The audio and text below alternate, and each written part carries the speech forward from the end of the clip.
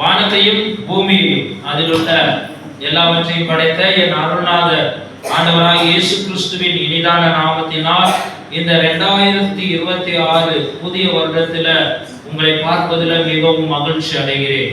கடந்த வருடம் முழுவதும் உங்களையும் என்னையும் அற்புதமாகவும் அதிசயமாகவும் வழி நடத்தின இயேசு கிறிஸ்து இந்த 2026 உங்களையும் என்னையும் நடத்துவார் என்று நான் நம்புகிறேன். தீர்க்க தரிசன வார்த்தையாக சங்கீதம் 126:5 எடுத்தவர்கள் வாசிக்கலாம். கண்ணீரோடு விதைக்கிறவன் கெம்பீரத்தோடு அறுப்பார்கள். ஹல்லேலூயா. நீ கண்ணீரோடு விதைத்ததை கெம்பீரத்தோடு அறுப்பார். இந்த வருடம் வாக்குத்தத்தமாக நான் உபவாசத்தோடு இருந்த ஆண்டவரே, என் சபைக்கும் என் சபை மக்களுக்கும் என் சபை மக்களோட இருக்கிற வீட்டில் உள்ள ஒவ்வொரு ஜனங்களுக்கும் நீர் என்ன வாக்கு பண்ணுகிறீர் என்று கேட்ட பொழுது ஆவியானவர் எனக்கு உணர்த்தின, எனக்கு வெளிப்படுத்தின ஒரே ஒரு வசனம், எனக்கு மாத்திரமல்ல என்னோடு கூட இருந்து ஜெபித்த ஒவ்வொரு ஊழியக்காரருக்கும் வெளிப்படுத்தின வசனம் என்னவென்றால், நீ கண்ணீரோடு விதைத்ததை கெம்பீரத்தோடு அறுப்பாய். 2025 நீ கண்ணீரோடு விதைத்ததை கெம்பீரத்தோடு அறுப்பாய். 2025 நீ வேதனை நிமித்தம் கண்ணீர் பட்டிருக்கலாம், கஷ்டத்தின் நிமித்தம் கண்ணீர் வடித்திருக்கலாம், அவமானத்தின் நிமித்தம் கண்ணீர் வடித்திருக்கலாம், அல்லது வறட்சி நிமித்தம் கண்ணீர் வடித்திருக்கலாம். நான் சம்பாதிக்கிறதெல்லாம் வேற யாரோ சாப்பிடுறாங்க, ஆனா எனக்கு திருப்தி உண்டாக மாட்டேங்குதே என்று சொல்லி நீ கண்ணீர் வடித்திருக்கலாம், அல்லது கடன் அடைக்கிறதே இருந்து கண்ணீர் வடித்திருக்கலாம். எப்போ பார்த்தாலும் கடன் கடன், இதைத்தானே அடைக்கிறேன், என்னைக்கு அந்த கடன் பிரச்சனை மாறும் என்று நீ கண்ணீர் வடித்திருக்கலாம்.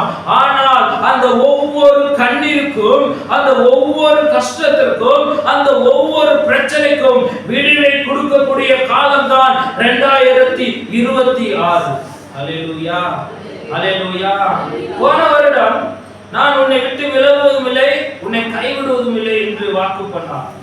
நான் மோசேயோடு உன்னோடு இருந்தது போல உன்னோடு கூட இருப்பேன், உனக்கு விரோதமா யாரெல்லாம் வர்றாங்களோ அவர்கள் ஒருபோதும் எதிர்த்து நிற்பதில்லை என்று சொன்னார். அந்த வாக்குக்காக நான் அனுதினமும் ஜெபம் உண்டு. அந்த வாக்கு தத்தத்தின்படியே ஆண்டவர் ஒவ்வொரு நாளையும் நான் பார்த்திருக்கேன். ஒவ்வொரு பிரச்சனைகள் வரும்போது பார்த்திருக்கிறேன். மழை போல வரும், பனித்துளி போல மறைஞ்சிடும். முதல் நாள் வந்து மிரட்டுவாங்க, 2ஆம் நாள் ஓடி போவாங்க. ஆமென். ஆக்சுவலி நான் தான் பயந்து ஓடணும், நான் தான் நடுங்கி கொண்டு இருக்கணும். ஆனா மாறுதலாய் நடந்தது. அப்பதான் புரிந்து கொண்டேன், வாக்கு பண்ணினவர் வாக்கை கரெக்டாக நிறைவேற்றினார். ஹல்லேலூயா, ஹல்லேலூயா. இந்த வருடமும் உங்களுக்கும் எனக்கும் வாக்கு பண்ணுகிறார், நீ கண்ணீரோடு விதைத்ததை எல்லாம், நீ கஷ்டத்தோடு விதைத்ததெல்லாம், நீ எந்த காரியங்களை தேவ சந்நிதியில கண்ணீரோடு விதைத்தாயோ அந்த எல்லா காரியத்தையும் பதில் இந்த வருடம் உனக்கு வரும் என்பதுதான் இதனுடைய அர்த்தம். ஹல்லேலூயா, ஹல்லேலூயா, ஹல்லேலூயா. ஒரு விதைக்கிறவன் ஃபர்ஸ்ட் எடுத்தோமே நிலத்துல போய் விதைக்கும் போது நான் விதைத்து விட்டேன் என்று சொல்ல மாட்டான். ஐயோ விதைக்கிறோமே, விதைத்ததெல்லாம் லாபம் வருமா அல்லது விதைத்துக்கு பிரதிபலன் வருமா அப்படின்னு யோசிப்பான். அதனால புலம்புவான், ஐயோ மேகம் வானம் கருக்குதா, ஐயோ வானம் கருக்க கூடாதே, கருத்து மழை பெஞ்சா எல்லாம் விதை நெல்லும் அழிஞ்சிருமே, அந்த ஒரு பதற்றத்தோடே காணப்படுவான். ஹல்லேலூயா. எடுத்துக்காட்டா அண்ணாமலை ஐயா அடிக்கடி, ஐயா தோமணிக்கு ஐயா மழைகளை பெஞ்சிட போகுது அப்படின்னு சொல்லுவார். அதெல்லாம் பெய்யாதியா விடுங்க அப்படின்னு சொல்லுவார். ஹல்லேலூயா. ஏன் ஐயா, ஐயா நெல்லு போட்டிருக்கேன் அழுகி போச்சுடா போச்சு. அப்ப அந்த விதைக்கிறவன் அந்த விதைச்ச பின்பு எவ்வளவு கஷ்டப்படுவான். இன்னைக்கு வராதா, நாளைக்கு போய் பா, நாளைக்கு நெல் முளைச்சு வராதா, அடுத்த நாள் போய் பாப்பா அந்த விதை முளைச்சு வராதா, அப்புறம் 6 மாசம் கழிச்சு போய் பாப்பா எவ்வளவு வந்திருக்குது, விதைச்சதுக்கு ஏற்ற பலன் வந்திருக்குதா, நம் போட்ட உரம், நம் செலவு பண்ண இதுக்கு ஏற்றது அசல் வந்திருக்குதா என்று எல்லாவற்றையும் பார்ப்பான். ஆனா அது வராம போச்சுன்னா ரொம்பவும் கஷ்டப்படுவான், கண்ணீர் வடிப்பான். அல்லேலூயா. அந்த மலர்ச்சி, அந்த அறுவடை வர்ற வரைக்கும் அவனுடைய நிலைமை எப்படி இருக்குன்னா புலம்பலும் அழுகையுமா தான் இருக்கும். மழை பெஞ்சுச்சுன்னா தூக்கம் வராது, பனி வந்துச்சுன்னா தூக்கம் வராது, ஏதாவது வருமே, அல்லது குருவி இருக்குமோ, அல்லது கீரிக்குள்ள வந்துருமோ, அல்லது பன்றி வந்துருமோ, என்னோட இது போயிருமோ, யாராவது திருடிவாங்களோ, அல்லது அழிச்சுவாங்களோ, மாடு மேய்ச்சிருமோ, ஆடு மேய்ந்துருமோ, அந்த ஒரு பதட்டம், அந்த கண்ணீரோட காணப்படுவார்கள் விதைக்கிறவர்கள். ஹல்லேலூயா, ஹல்லேலூயா. அதான் போட்டு வந்த சங்கீதம் 126:6 படிங்களே. சங்கீதம் 126:6 எப்படி விதைப்பார்கள்? அள்ளி தூவும் விதையை அழுது கொண்டு போகிறான், அழுது கொண்டே போகிறான். போதும். ஹல்லேலூயா. அள்ளி தூவுற விதை முளைக்குமோ முளைக்காதோ அப்படின்னு கஷ்டத்தோடே போடுவான். அதே போலதான் உன் வாழ்க்கையிலும் ஒரு சில காரியங்கள் கஷ்டத்தோடும் கண்ணீரோடும் போய்கொண்டு இருக்கலாம். விடிஞ்சா என்ன நடக்கும்னு தெரியாது. ஐயோ கடன்காரர் வந்து நிற்பாங்க, ஐயோ ஆஸ்பத்திரிக்கு போகணுமோ, அல்லது ஐயோ வேலை போயிருமோ, ஐயோ அப்படி ஆயிருமோ இப்படி ஆயிருமோ என்று சொல்லி அந்த கண்ணீர், அந்த பதட்டம், அந்த வேதனை, அந்த அவமானத்தோடு இருக்கலாம். அல்லது ஊழியத்துல என் ஊழியம் வளராம போயிருமோ, எனக்கு உள்ள ஆத்துமாக்கள் மற்றவர்கள் கொள்ளையடித்து போய் விடுவார்களோ என்று சொல்லி அந்த கண்ணீர், கஷ்டம், வேதனையோடு இருக்கலாம். அப்படித்தான் அள்ளி தூவுறவர்கள் அந்த பதட்டம், அந்த கண்ணீர், அடுத்து என்ன நடக்கும், என்ன நடக்கும், எப்படி நடக்கும், என் வாழ்க்கையில் எப்படி இருக்கும், வியாதி இருக்க கூடுமோ, விளைவினம் இருக்க கூடுமோ, அவமானம் இருக்க வருமோ, ஐயோ அசுத்தப்படுத்திட்டாங்களே, எப்படி வாழ்வது, அல்லது நாளைக்கு என்ன பண்ணுவது, என் குடும்ப செலவுக்கு, என் பொருளாதாரத்துக்கு என்ன பண்ணுவது, கடன் அடைக்க என்ன பண்ணுவது, கடன்காரன் வருவானே, நான் என்ன செய்வது என்று சொல்லி புலம்பிக் கொண்டு இருக்கலாம். அல்லது அவமானப்படுத்திடுவார்களே, பொய்யா சொல்லிட்டு அவங்க சந்தோஷமா இருக்கிறாங்க, ஆனா நான் கஷ்டப்படுறேனே என்று சொல்லி நீ வேதனையோடு இருக்கலாம், கண்ணீரோடு. அல்லேலூயா, அல்லேலூயா. அப்படி வேதனையோடு இருக்கிறவர்களுக்கு அவர்கள் அறுக்கும் பொழுது, அந்த விதையை விதைத்தவர்கள் அதை அறுக்கும் பொழுது எப்படி இருப்பார்களோ அதே போலதான் உன் வாழ்க்கை மாறும். அல்லேலூயா. அறுக்கிறவர்கள் எப்படி அறுப்பாங்கன்னு படிக்கலாமா? சங்கீதம் 126:5. கண்ணீரோடு விதைக்கிறவர்கள் கம்பீரத்தோடு அறுப்பார்கள். அன்னாள் கண்ணீரோடு தேவசன்னிதியில் சென்றாள், ஆனால் அவள் அடுத்து தேவசன்னிதியில் வரும் பொழுது சந்தோஷத்தோடு தான் வந்தாள். அடுத்து தேவன் அவளுக்கு ஒரு ஆசீர்வாதத்தை அவள் கேட்டது போலவே கொடுத்தார். அண்ணா கண்ணீர் வடித்தாள். ஐயோ எனக்கு ஒரு பிள்ளை கொடுப்பா என்று கண்ணீர் வடித்தாள். இருதயத்தில் இருந்து பேசினாள், புலம்பினாள். அவமானப்படுத்திருப்பாங்க, வேதனைப்படுத்திருப்பாங்க, மலைநீ என்று பெயர் வைத்திருப்பார்கள், ஆனால் கண்ணீர் வடித்தாள். அல்லேலூயா. இன்னைக்கு உன் வாழ்க்கையிலும் ஒரு சில பிரச்சனைகளை கண்டு நீ கண்ணீர் வடிக்கலாம். ஏன் வாழ்க்கை இப்படி ஆச்சுன்னு, அல்லது பயம், செய்த ஒரு குற்றத்துக்காக பயம், செய்யாத குற்றத்துக்காக பயம். எனக்கு ஆண்டவர் சொல்வார், ஏன் பயப்படுற, நான் உன் கூட இருக்கும்போது நீ ஏன் பயப்படுற? ஆண்டவரே, ஒரு சில சின்ன பிரச்சனை வந்தா ஐயோ பயத்துக்கு ஓடுவேன், ஐயோ ஆண்டவரே ஆண்டவரே நீ ஏன் பயப்படுற, புஷ்ஷுன்னு போகும்னு சொல்லுவார். ஆமென். அப்படியே மாறுன்னு சொல்லுவார். பிரச்சனை ஒண்ணு இல்லாம போகும்னு சொல்லுவார். சேதப்படுத்தாது. அவர்கிட்ட போய் அழுது அந்த வார்த்தையை வாங்குற வரைக்கும் எனக்கு கண்ணீர் கஷ்டம் அது இருக்குது. வார்த்தை வாங்கிட்டானா அவர் பார்த்து கொள்வாங்க அப்படின்னு. ஆனா இன்னைக்கு அநேகர் அப்படித்தான் இருக்கும். ஒரு சில காரியங்கள்லாம் நம்ம கண்ணீரோடு மற்ற மனிதர்கள் நம்ம கண்ணீரை விதைக்கிறோம். தேவ சந்நிதியில போய் வித, உன் பயத்துல தேவ சந்நிதியில போய் கண்ணீரோடு, இயேசுவே எனக்கு இருக்கிற பயம் இதுதான், அல்லது என்னால விட முடியல இந்த பாவத்தை, என்னால விட முடியல இந்த காரியத்தை, அல்லது எனக்கு இப்படிப்பட்ட ஆசீர்வாதம் வரணும்னு நினைக்கிறேன், வரமாட்டேங்குது. விதைக்கிறவன் போய் பாறையில விதைச்சிட்டு காத்துட்டு இருந்தா, பாறையில போய் விதைச்சிட்டு எனக்கு விதை வரல, எனக்கு நெல் முளைச்சு வரலன்னு இருந்தா, நீ சரியான நிலத்துல விதைக்கணும். கரும்பு எந்த நிலத்துல விதைக்கணும் அந்த நிலத்துல தான் விதைக்கணும். நெல்லை எங்க போடணுமோ அங்கதான் போடணும். அதே மாதிரி ஆண்டவர் பிள்ளையா மனுஷரிடம் போய் கண்ணீர் வடிக்க கூடாது. மனுஷரின் காலில் போய் விழுந்துட்டு இருக்க கூடாது. நீ விழக்கூடிய கால் இயேசுவின் கால். கண்ணீரோடு அந்த கண்ணீரை நீ எங்க விதைக்கணும் என்றால் தேவ சந்நிதியிலே. அல்லேலூயா. கஷ்டம் வேண்டும், ஒரு பிரச்சனை வந்தால் தேவ சந்நிதிக்கு போக வேண்டும். பொருளாதாரத்துல கீழே போனா தேவ சந்நிதிக்கு போக வேண்டும். எல்லா காரியத்திலும் தேவ சந்நிதியில போய் நிற்க வேண்டும். ஆமென். அப்பொழுது அவர் வாழ்க்கையில உயர்த்தி வைப்பார். ஆமென். அல்லது ஒரு தொழில்ல உனக்கு தொல்லை கொடுக்குறாங்களா, தேவ சந்நிதிக்கு போ.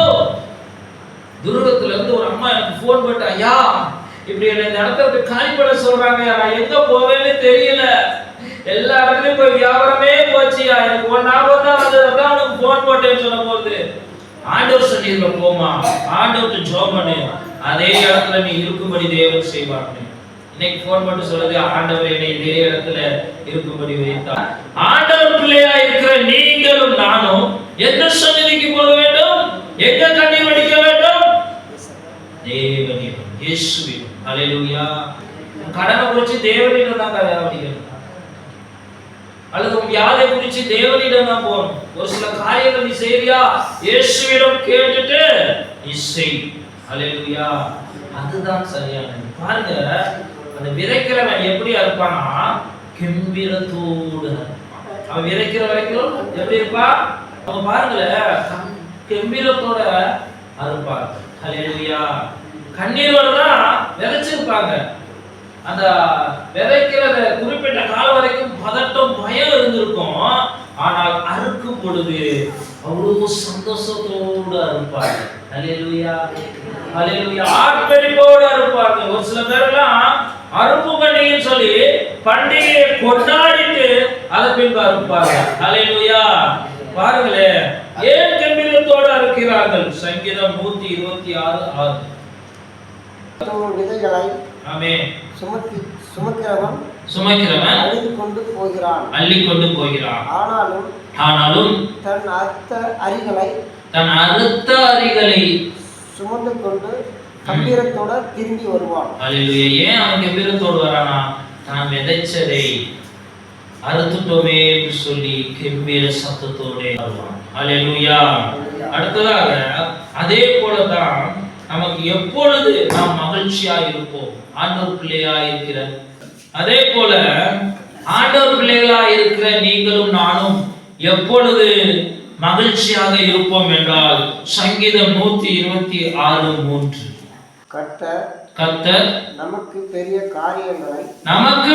காரியங்களை செய்தார். இதன் நிமித்தம் நாம் மகிழ்ந்திருக்கிறோம். ஹல்லேலூயா. ஏன் நாம் மகிழ்ச்சியாக இருக்க வேண்டும்? 2026ல நீ 2025ல கண்ணீரோடு விதைத்து விட்டாய், 2026ல நீ கம்பீரத்தோடு அறுக்க போறாய். அதனால நீங்கள் மகிழ்ச்சியாக இருக்கணும். அது ஆத்துமாக்களாக இருக்கலாம், அல்லது உலகப்பிரமான காரியமா இருக்கலாம், உனக்கு தனிப்பட்ட விதமான காரியங்களா இருக்கலாம். எதுவா இருந்தாலும் நீ 2025ல விதைத்து விட்டாய், 2026ல கம்பீரமாய் அறுக்க போறாய். அதுதான் கர்த்தர் செய்ய போற பெரிய காரியம், செய்து முடித்த காரியம். அதனால் நீ மகிழ்ச்சியாய் இருக்கலாம். ஹல்லேலூயா. மகிழ்ச்சியாய் இருக்கலாம். ஹல்லேலூயா சொல்லலாமா? ஹல்லேலூயா. ஹல்லேலூயா. ஹல்லேலூயா. ஹல்லேலூயா. கர்த்தர் பெரிய காரியங்களை செய்வார். அதுதான் நீ கம்பீரத்தோடு அறுக்கிற காரியம். ஆமென். உன் வாழ்க்கையில கர்த்தர் பெரிய காரியம் செய்ய போகிறார். உன் குடும்பத்துல பெரிய காரியம், உன் தொழில்ல பெரிய காரியம், நீ கையிடும் எல்லா இடத்திலும் பெரிய காரியம், நீ நினைக்கிற எல்லா இடத்திலும் பெரிய காரியம், நீ போகும் இடத்துல பெரிய காரியம். அந்த பெரிய காரியத்தை கர்த்தர் உனக்கு செய்ய போறார். அது நிமித்தம் நீ மகிழ்ச்சியாக இருக்க வேண்டும். செய்து முடித்து விட்டால் இனி நீ அறுக்க போறாய், அந்த பிரதிபலனை நீ காண போறாய். அது நிமித்தம் நீங்களும் நானும் மகிழ்ச்சியாக இருக்க வேண்டும். ஒரு விவசாயி எப்படி கண்ணீரோடு விதைத்ததை கம்பீரத்தோடு அறுப்பானோ, அந்த அறுக்கும் பொழுது மகிழ்ச்சியாக இருப்பானோ, அதே போல நீங்களும் நானும் மகிழ்ச்சியாக இருக்கணும். ஏனென்றால் அவர் பார்த்துக் கொள்வார். அவர் பெரிய காரியத்தை செய்துட்டார். அது நம்ம கைக்கு வரப்போம். அது மட்டும்தான் 2026ல உன் வாழ்க்கையில அது நடக்கும், உன் குடும்பத்துல அது நடக்கும், உங்க தனிப்பட்ட காரியத்துல அது நடக்கும். இதுதான் தீர்க்க தரிசனம். ஹல்லேலூயா. எப்படிப்பட்ட மகிழ்ச்சி, எப்படி நாம் மகிழ்ச்சியா இருப்போம்? சங்கீதம் 126:2. நம்முடைய வாய் நகைப்பினாலும் அப்பொழுது ஒண்ணு அப்படிங்க பாருங்க, எப்படிப்பட்ட மகிழ்ச்சி நமக்கு நினைக்கும்னா, அப்பொழுது நம் வாய் நகைப்பினால. அதாவது ஒரு ஆட்சியில நடந்துச்சுன்னா எப்படி சொல்லுவாங்க, ஐயோ எனக்கு அற்புதம் நடந்துருச்சு, எனக்கு இயேசு அற்புதம் செஞ்சுட்டாரு, என் வாழ்க்கையில அற்புதம் செஞ்சுட்டாரு. ஒரு பக்கத்துல சொல்லுவாங்க, அம்மா இயேசு என் வாழ்க்கையில அற்புதம் செய்துட்டா, ஐயா என் வாழ்க்கையில அற்புதம் செய்துட்டா, நான் நினைக்க கூடாத காரியம் நான் நடக்குமோ நடக்காதோ என்று எதிர்பார்த்த காரியம் நடந்து விட்டதே என்று சொல்லுவோம் பாருங்க. அப்படிப்பட்ட சந்தோஷம் நகைப்பு வாயில உண்டாகும். அடுத்து நம்முடைய நாவு ஆனந்த சத்தத்தினாலும். ஆமென். இந்த சொன்ன மாதிரி ஆனந்த சத்தத்தினாலும். அப்பொழுது கர்த்தர் இவர்களுக்கு பெரிய காரியங்களை செய்தார் என்று புறஜாதிகளுக்குள்ளே சொல்லிக் கொண்டார்கள். ஹல்லேலூயா. ஆனந்த சத்தம் விடுமா நாவு? ஹல்லேலூயா. 2026 நாவு ஆனந்த சத்தம் விடுமா? ஏனென்றால் கர்த்தர் பெரிய காரியத்தை செய்தார். உன் நாவு நகைப்பினால் ஆர்ப்பரிக்கும், ஏனென்றால் கர்த்தர் பெரிய காரியத்தை செய்தார். நீ கண்ணீரோடு விதைத்ததை கெம்பீரத்தோடு அறுக்க காரணம் அவர் உன் வாழ்க்கையில பெரிய காரியம் செய்திருக்கார். என்ன பெரிய காரியம்? பெரிய காரியம், பெரிய காரியம். அது கம்பீரமா இருப்ப, கம்பீரமா இருப்ப. இவ்வளவு நாள் அறுக்கலையா? ஆமா, இவ்வளவு நாள் அறுக்கல. ஊழியத்துல நான் விதைச்ச விதைகள்லாம் நிறைய 450-600க்கும் மேற்பட்ட மக்களுக்கு ஆண்டவரை பத்தி சொல்லியிருக்கேன். தனிப்பட்ட விதத்துல ஒவ்வொரு பேர் வச்சு ஜெபம் பண்றேன். இன்னும் நிறைய காரியங்கள் நம்ம ஜனங்களும் நிறைய பேர் இன்னும் அறுக்கல. கண்ணீரோடு விதைக்க மட்டும்தான் செஞ்சிருக்கிறோம், அறுக்கல. உன் வாழ்க்கையில கண்ணீரோடு தேவ சன்னிதியில வந்து நீ சொல்லியிருக்கிற, ஆனா அந்த சொன்னதுக்கான பிரதிபலன் உன் வாழ்க்கையில இன்னும் வரல. ஆனா அதனுடைய பாதையை திறந்து விட்டார். அது எப்படிப்பட்ட அற்புதம், என்ன பாதை, அது என்ன பெரிய காரியம்? படிக்கலாம். சங்கீதம் 126:4. கர்த்தாவே தெற்கத்தி வெள்ளங்களை திருப்புவது போல எங்கள் சிறையிருப்பை திருப்பும். ஆமென். தெற்கத்தி வெள்ளங்களை திருப்பது போல நம்மளுடைய கர்த்தர் நம்மளுடைய சிறையிருப்பை திருப்பினார். ஹல்லேலூயா.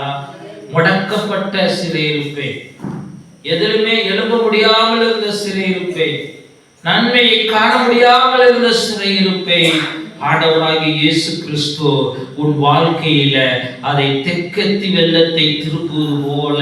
தெற்கத்தி வெள்ளம்னா மேல இருந்து வரக்கூடிய வெள்ளம் எவ்வளவு வேகமா வந்து அப்படி முட்டி அப்படியே திருப்பி போகுமா, அதே போல உன் வாழ்க்கையை திருப்பினார், உன் சிறையிருப்பை மாற்றினார். ஹல்லேலூயா. எதிர்பார்த்த காரியங்கள்லாம் இனி நடக்கும். ஏனென்றால் அந்த சிறையிருப்பை மாற்றினார். அதுதான் பெரிய காரியம். அந்த பெரிய காரியத்தின் நிமித்தம் நீ கெம்பீரத்தோடு அறுப்பாய். ஹல்லேலூயா, ஹல்லேலூயா. அப்பொழுது நாம் எப்படி இருப்போம்? அந்த சிறையிருப்பை திருப்பும் பொழுது ஆண்டவர் பிள்ளையாகிய நீங்களும் நானும் எப்படி இருப்போம்? சங்கீதம் 126:4 படி சொப்பனத்தை காண்பது போல இருப்போம். ஹல்லேலூயா. நைட்டு படுத்து ஒரு கனவு கண்டு காலையில எந்திக்கிறது போல இருந்தது. நான் வரைக்கும் அப்படித்தான் இருந்திருக்கும் வாழ்க்கை. ஒரு சில காரியங்கள்லாம் என் வாழ்க்கையில நடக்கும்போது எப்படி நடந்துச்சு, இது ஒரு மர்மமா இருக்குதே, அப்படிதான் நினைச்சிருக்கிறேன் நான்லாம். ஆமா, நான்லாம் அந்த காரியத்தை ஆண்டவர் எனக்கு செய்த அற்புதங்கள் என் வாழ்க்கையில நான் ருசி பார்த்திருக்கிறேன். நான் எதிர்பார்த்த காரியங்கள் நடந்து ருசி பார்த்திருக்கிறேன். ஹல்லேலூயா. அதெல்லாம் எப்படி நடந்துச்சுன்னே தெரியாது. ஒரு சமீபத்தில் ஆண்டவர் என்னோட பேசும்போது கனவுல ஒரு தரிசனம் கொடுக்குறாரு. நீ ஏன் இந்த பழைய காரியத்தை கொடுத்து மைண்ட்ல போட்டு புலம்புற? உன்னை நல்லவன் என்று நீ பேர் எடுத்துட்டாய். எங்க நடந்துச்சு ஆண்டவரே அப்படின்னு கேட்டேன். பார் என்று சொன்னார். அதன் பின்புதான் எல்லா இடங்களிலும் இவர் தப்பு செய்யல, இவர் தப்பு செய்யல, வேணுக்குனே மாட்டிட்டாங்க, சொன்னவங்க எல்லாம் மாட்டினாங்க. ஹல்லேலூயா. அப்ப அந்த சிறையிருப்பை திருப்பும் பொழுது பெரிய காரியம் நடந்தது எனக்கு. அப்போ உன் வாழ்க்கையிலும் சிறையிருப்பை திருப்பும் பொழுது, நீ சொப்பனத்தை காண்பது போல இருக்கும் பொழுது உன் வாழ்க்கையில பெரிய காரியம் நடக்கும். அந்த காரியம் நடக்கும் பொழுது கெம்பீரத்தோடு இருப்பாய். ஹல்லேலூயா. உன் நாவு நகைப்பினால் மகிழ்ச்சி அடையும். ஆமென். ஆனந்த சத்தமிடும். ஹல்லேலூயா. அதுதான். ஆமென். அப்பொழுது நீ சொப்பனத்தை காண்பதை போல இருப்பார். இதை யார் கேள்விப்படுவார்கள்? பாருங்க, சங்கீதம் 126:2 படி புறஜாதியார். படிங்களே, புறஜாதியார் சொல்லுவாங்க. சங்கீதம் 126:2 அந்த கீழ்ப்பகுதியை படிங்களே. அப்பொழுது கர்த்தர் ஆமென் இவர்களுக்கு பெரிய காரியங்களை செய்தார் என்று. ஹalleluya. நீங்க மட்டும் அதை மனசுக்குள்ள வச்சிட்டு இருக்க மாட்டீங்க. நீங்க மனசுக்குள்ள வச்சிருந்தாலும் புறஜாதியாரே சொல்வாங்க. புறஜாதியார்னா இயேசு கிறிஸ்துவை அறியாதவர்கள், இயேசு கிறிஸ்துவை சொந்த இரட்சகராக ஏற்றுக்கொள்ளாதவர்கள் தான் புறஜாதியார். ஹalleluya. அந்த புறஜாதியார் சொல்வார்கள், இவர்கள் வணங்குற தெய்வம் இயேசுதான் உண்மையான தெய்வம். அவர் இவர்கள் பட்ட கஷ்டங்களுக்கும் இவர்கள் வடித்த கண்ணீருக்கும் இவர்கள் பட்ட அவமானங்களுக்கும் தக்கதாக பெரிய காரியங்களை செய்தார்கள் என்று சொல்லி அவர்கள் ஆண்டவருடைய நாமத்தை மகிமைப்படுத்துவார்கள். ஹalleluya. எப்பொழுது என்றால் தெற்கத்தி வெள்ளத்தை திருப்புவது போல உன் சிறையிருப்பை திருப்பும் பொழுது, நீ முடக்கப்பட்ட நிலையில இருந்தல அந்த முடக்கப்பட்ட கிரியைகள் எல்லாம் உடைத்து உன் சிறையிருப்பை திருப்பும் பொழுது, அவமானம் என்னும் சிறையிருப்பை திருப்பும் பொழுது, பொய் என்னும் சிறையிருப்பை திருப்பும் பொழுது, கடன் என்னும் சிறையிருப்பை திருப்பும் பொழுது, அசிங்கம் என்னும் சிறையிருப்பை திருப்பும் பொழுது, தரித்திரம் என்னும் சிறையிருப்பை திருப்பும் பொழுது, பாவம் என்னும் அடிமைத்தன சிறையிருப்பிலிருந்து உன்னை திருப்பும் பொழுது, நீ கெம்பீரத்தோடு எல்லாவற்றையும் மறுத்து கொள்வாய். அதை புறஜாதி ஜனங்கள் எல்லாரும் சொல்லி ஆண்டவருடைய நாமத்தை மகிமைப்படுத்துவார்கள். ஹalleluya. ஹalleluya.